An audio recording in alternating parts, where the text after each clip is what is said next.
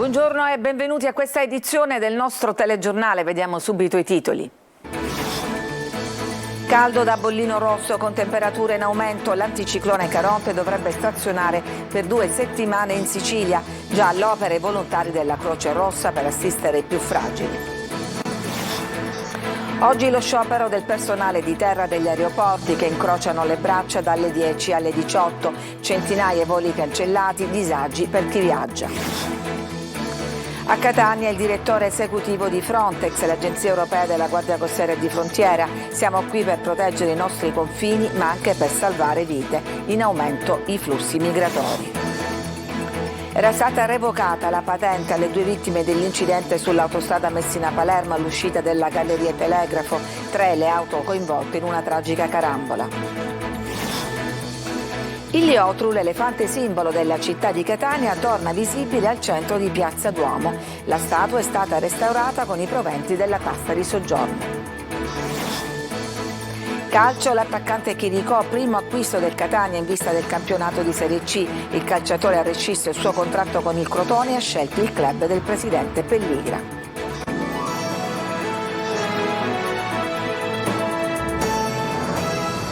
Dunque siamo nel mezzo di un fine settimana da bollino rosso che colpirà alcune città siciliane. Le alte temperature mettono a rischio la salute di anziani e fragili che però possono rivolgersi alla Croce Rossa. Intanto la Giunta Schifani ha approvato il nuovo piano antincendio. Simona Mazzone. Arriva Caronte in Sicilia e con l'anticiclone africano le temperature toccheranno i 40 gradi su molte città tra sabato e domenica. Nell'entroterra si sfioreranno i 50 gradi, tanto che il fine settimana è da bollino rosso a Catania e Messina. Domenica si aggiungerà anche Palermo. Queste condizioni climatiche, che perdureranno per le prossime 2 settimane, possono rappresentare un rischio per la salute della popolazione, soprattutto per anziani e fragili, e la Croce Rossa ricorda il numero 1520 per consigli e supporto. Il numero di pubblica utilità 1520 che è attivo tutto l'anno H24, 7 giorni su 7, in questo particolare periodo dell'anno sta ricevendo numerose telefonate da parte delle persone anziane che maggiormente sono sofferenti di questo clima così torrido, quindi si rivolgono a Croce Rossa per avere dei consigli anche semplici o ci consentono di intercettare anche dei bisogni banali, e noi molto spesso siamo anche in grado di offrirgli, tramite la nostra rete di volontariato, anche un po' di compagnia a domicilio, di telecompagnia che gestiamo direttamente dalla centrale. Allerta caldo fa rima con incendi boschivi. Nel pomeriggio un vasto incendio in zona Paternò. Le fiamme hanno coinvolto un casolare e la zona alberata che si estende su 4 ettari di terreno. Sono intervenuti i vigili del fuoco e sono numerosi i roghi divampati già dall'inizio della stagione, sia spontanei che dolosi. In questo senso la Giunta Schifani ha approvato il nuovo piano antincendio per il triennio 2023-2025. Arrivano nuove tecnologie satellitari e grazie alla stipula di un contratto lo scorso dicembre da parte del governo sono stati acquistati 120 nuovi mezzi, 12 dei quali verranno consegnati entro questo mese.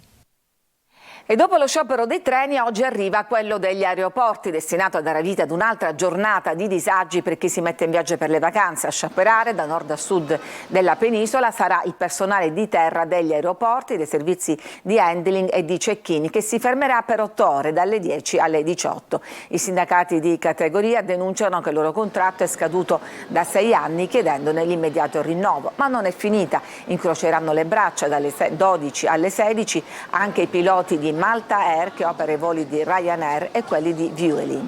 I disagi negli aeroporti toccheranno anche Ita Airways, che a causa dello sciopero si è vista costretta a cancellare 133 voli, ma spiega di aver attivato un piano straordinario che ha consentito di riprogrammare il 40% dei passeggeri nella stessa giornata. Il direttore esecutivo di Frontex al porto di Catania ieri ha tracciato un bilancio delle attività dell'Agenzia della Guardia di Frontiera e Costiera per proteggere i confini e cooperare nel salvataggio delle vite umane. Sentiamo Emanuela Corsi. Da 2 giorni in Italia per affrontare i temi della criminalità transfrontaliera e del sostegno alle operazioni di salvataggio in mare. Hans Leitens, direttore esecutivo di Frontex, oggi al porto di Catania, sottolinea il ruolo e l'impegno dell'Agenzia Europea della Guardia di Frontiera e Costiera nel supportare gli Stati membri, soprattutto l'Italia, nella protezione dei confini. the European border and also in saving lives. Secondo il bollettino di Frontex, in Italia gli arrivi di migranti nei primi 6 mesi sono aumentati del 140% rispetto allo scorso anno. Il Mediterraneo centrale rimane la principale rotta migratoria. Il numero di rilevamenti è salito a più di 65.000, il dato più alto su questa rotta dal 2017. L'Italia sta affrontando una grande sfida in termini di flussi migratori che stanno aumentando sia nel Mediterraneo centrale che nel Mediterraneo dell'Est, dalla Turchia sino alla Grecia e poi in Italia. Penso che sia importante dimostrare che siamo qui a proteggere le nostre frontiere, ma anche per salvare vite. L'Aitens, dopo l'incontro a Roma al Ministero dell'Interno, parla inoltre dei rapporti con il nostro paese e sottolinea: penso che la cooperazione con l'Italia in realtà sia molto buona. Altri 316 migranti sono giunti dalla mezzanotte all'alba a Lampedusa. Le motovedette della Capitaneria di Porto hanno soccorso 7 barchini e un barcone. 3 dei natanti erano senza motore perché sarebbero caduti in acqua durante la traversata. Gli 8 gruppi hanno tutti riferito di essere salpati da Sfax in Tunisia. Sono stati portati all'hotspot di Contrada Imbriacola, dove al momento ci sono oltre 2000 ospiti. 2 morti e 3 feriti in un incidente avvenuto giovedì notte sull'autostrada Messina-Palermo, subito dopo la galleria Telegrafo. Le vittime avevano uno la patente sospesa e l'altro revocata. Francesco Triolo. Che quello sia un tratto pericolosissimo è noto a tutti. Sulla 20, l'autostrada Messina-Palermo, la galleria Telegrafo è considerata una trappola in cui prestare la massima attenzione. Si procede ad una corsia, ancora, dopo l'incendio che portò anche alla chiusura dell'autostrada lo scorso dicembre, con dei birilli a protezione. Questa notte l'ennesima tragedia. Era appena trascorsa l'1:30 quando una carambola di auto ha scatenato l'inferno all'altezza del viadotto Giudici, in direzione Palermo. Il bilancio complessivo è di 2 morti e 3 feriti, 2 dei quali trasportati in ospedale in codice rosso. I morti sono Maurizio Costanzo, 30 anni, di Messina, che si trovava alla guida della prima auto, e Fabio Materia, 46 anni, di Barcellona Pozzo di Gotto, conducente della terza auto, su cui viaggiava anche la compagna, rimasta ferita. A bordo della seconda auto, una BMW, invece, una famiglia, padre, madre e il figlio. Secondo i primi accertamenti, una delle vittime aveva la patente sospesa e l'altro revocata. Il traffico in autostrada è rimasto bloccato sino alle 3:30 quando la polizia stradale di Messina ha deciso di chiudere il tratto interessato, facendo tornare indietro le auto in contromano e riaprendolo soltanto dopo le 8 della mattina.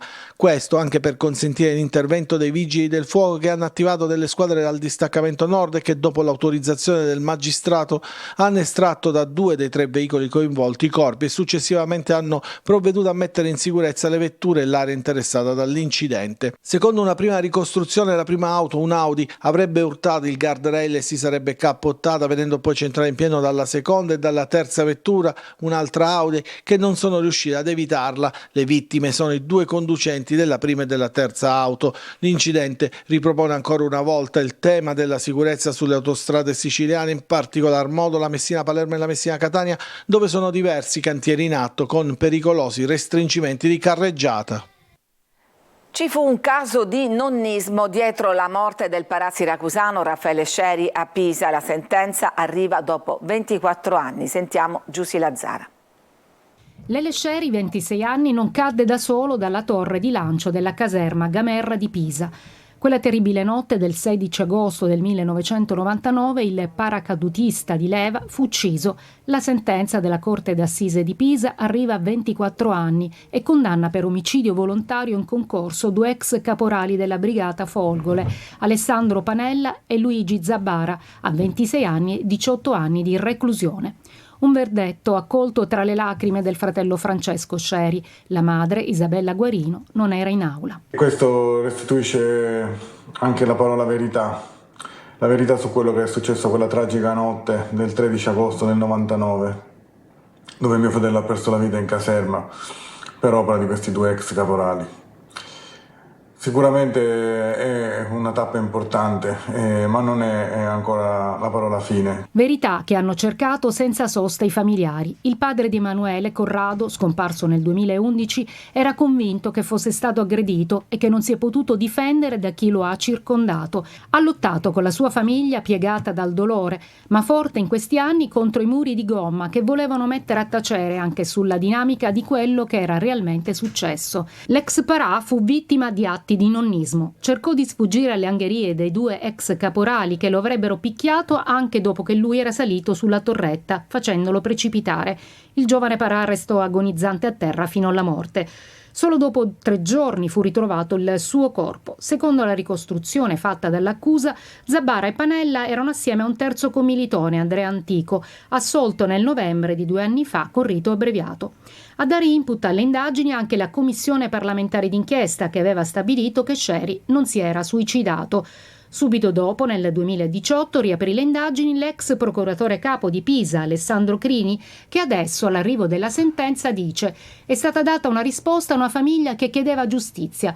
Occorreva fare qualche approfondimento in più sulla vicenda». Il TAR di Catania ha annullato la revoca dell'affidamento della gestione dei servizi del Palacongressi a Taormina ad Aditus SRL, una scelta quest'ultima voluta dal sindaco Cateno De Luca. Il Tribunale amministrativo dunque ha dato ragione alla società che aveva vinto una gara d'appalto e poi si era vista costretta a restituire il possesso della struttura al Comune. Lo stabile è al momento chiuso per consentire le verifiche di vulnerabilità sismica. Ci fermiamo, c'è una pausa per la pubblicità. Torniamo subito dopo.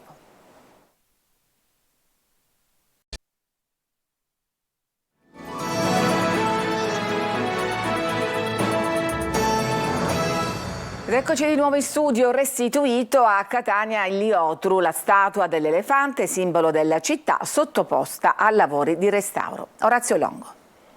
Piazza Duomo a Catania si sveglia così, ultimi ritocchi per la cerimonia prevista per metà mattina. Dell'elefante si vede solo la proboscide, ma curiosi e turisti sono in attesa che venga tolto il velo. Cosa aspettate? Di vedere un bel restauro. Dei miglioramenti. Pronti per immortalare? Siamo qui per questo. Siamo in attesa dell'elefante, siamo appena arrivati. Sindaco, torna l'elefante a Catania. Diciamo che ogni città si riflette nella sua memoria e l'elefante è un punto certo. Non avrei pensato quanto potesse mancare il nostro Liotru ai catanesi se non avessi colto le richieste pressanti. Ma quando è che scumigliamo? Il Liotru, come viene da tutti riconosciuto, l'elefante di Piazza Duomo, è il monumento simbolo di Catania, con la sua fontana alla base dell'apparato marmoreo, ora completamente rigenerato.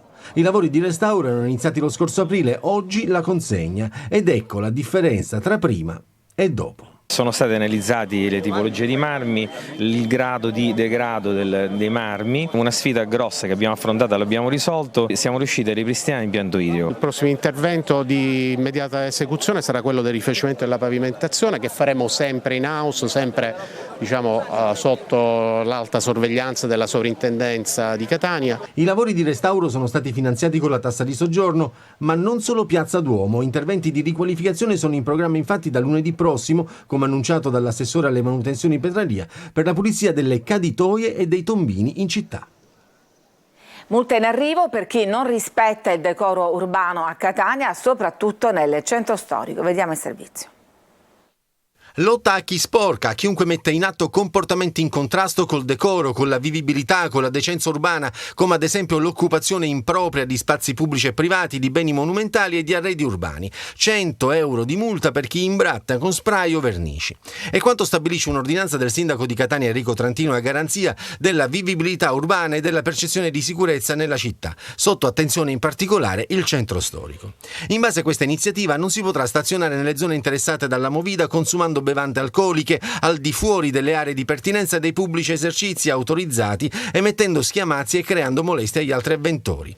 Una risposta anche alle numerose richieste dei residenti che in diverse occasioni si erano lamentati della invivibilità in alcune zone della città, soprattutto a tarda sera. Purtroppo alcune condotte si ripetono, ha spiegato il sindaco Trantino. Abbiamo pensato allora a un'ordinanza sindacale per arginare i fenomeni che sono in contrasto con la vocazione turistica della città e il suo patrimonio storico. Con un'altra ordinanza è stata vietata dopo le ore 21 la vendita di bevande alcoliche da asporto in contenitori di vetro e lattine. Ditelo al vostro TG Sicilia e Sicilia 24 vogliono essere ancora più vicini agli ascoltatori. Vi invitiamo dunque a segnalarci le cose che non vanno e che secondo voi meritano denunce. Tantissimi messaggi ricevuti dopo il nostro servizio sulla fognatura a cielo aperto a Librino. Continuate così con altre storie e altre località anche dal resto della Sicilia. Scriveteci al 342 74 55 005. Ci occuperemo delle vostre segnalazioni H24. Ditelo al vostro TG. E andiamo adesso a Siracusa, dove per un giorno il piccolo ma affascinante Tempio di Zeus è stato aperto al pubblico. 2 colonne e un'area tutta da scoprire. Sentiamo Eva Spampinato. Perché anche durante la nostra attività di pulizia abbiamo notato che c'è una differenza tra questo tipologia di calcare e quello che abbiamo trovato ad esempio al di fuori. Non sono semplici guide turistiche, ma molto di più. Loro sono gli archeologi della missione congiunta Parco Archeologico di Siracusa Università Federico II di Napoli, che stanno lavorando qui nei resti del piccolo ma affascinante Tempio di Zeus Olimpio, conosciuto anche come 2 colonne, a qualche chilometro dal centro di Siracusa. Un sito solitamente chiuso che ha aperto le porte per un giorno ai visitatori con la presenza degli studiosi di archeologia. Tutta questa attività di studio di indagini indirette sono anche propedeutiche anche ai lavori che necessariamente devono essere fatti per rendere fruibile il sito. Il caldo non ha fermato l'afflusso di turisti e appassionati di storia. Ne valeva la pena venire per vedere il Tempio di Zeus. È da molti anni che volevo farlo. Poi abbiamo nostra figlia che fa parte del gruppo di lavoro, quindi un motivo in più per esserci, perché sono cose che fanno bene all'uomo in generale. Non siamo mai riusciti a vederlo dal vivo, almeno da così vicino. Quindi è bello anche sapere un po' dagli archeologi in cosa consiste il loro lavoro. Una collaborazione con l'Università Federico II di Napoli ha portato studenti ed esperti qui al lavoro con i colleghi siracusani.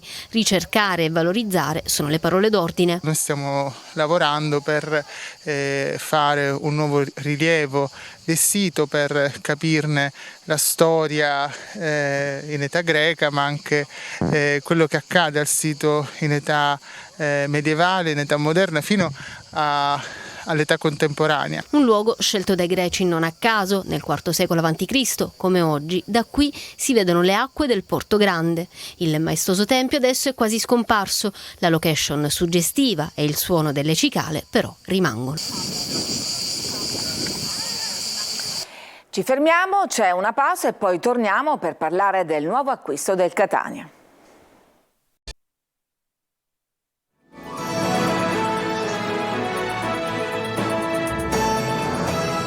E siamo allo sport con il calciomercato. Cosimo Chiricò, il primo acquisto del Catania in questa sessione estiva di calciomercato. Ci dice tutto Angelo Gagliano.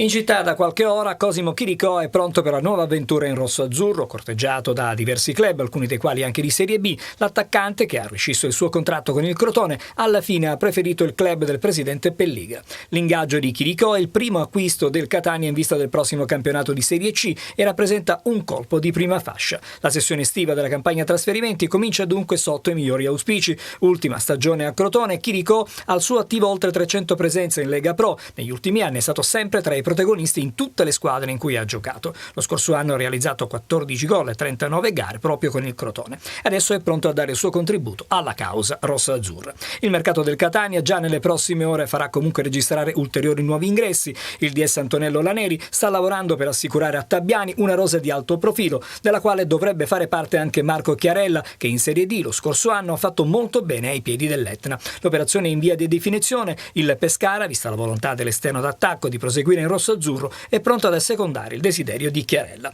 L'ex Pordenone Roberto Zammarini è un altro obiettivo del Catania. Il 27enne centrocampista arriverebbe a parametro zero ed ha il gradimento di Tabbiani per la mediana. Sempre in mezzo al campo, il club etneo è sulle tracce di Riccardo Ladinetti, ex Cagliari e Pontedera. Il ritiro degli etnei, lo ricordiamo, scatterà fra una decina di giorni. Facile ipotizzare dunque che già nelle prossime ore saranno annunciati altri rinforzi.